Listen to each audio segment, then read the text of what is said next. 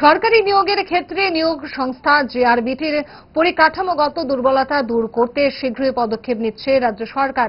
নিয়োগ প্রক্রিয়াকে দ্রুত ও মসৃণ করতে এই পদক্ষেপ নেওয়া হচ্ছে জানালেন মন্ত্রী সুশান্ত চৌধুরী। দেখুন, JRBT it's a board, it's a recruitment board. তার একটা পরিকাঠামো রয়েছে।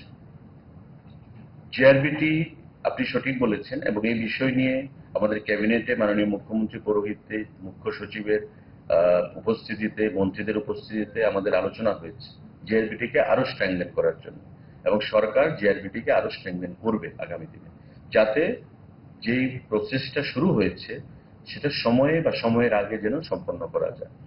জেআরবিটি এমন নয় যে আজকে আমরা 100টা বা 200টা রিক্রুটমেন্টের জন্য আমরা রিকুইজিশন পাঠালাম সরকারের তরফ থেকে, জেআরবিটি কালকে থেকে এটা প্রসেস শুরু করে দেবে।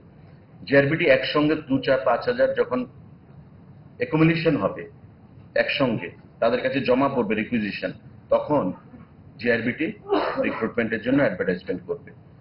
এটা করতে গিয়ে ফিনান্সের অ্যাপ্রুভাল নিয়ে, জিএপিএনডির অ্যাপ্রুভাল নিয়ে, ক্যাবিনেট করে, আপনার প্রসেস করে যখন দপ্তর থেকে পাঠানো হবে, একটার পর একটা দপ্তর জেআরবিটিকে পাঠাবে। তো জেআরবিটিকে haves to wait up to certain period of time for accumulation of a good number of candidates.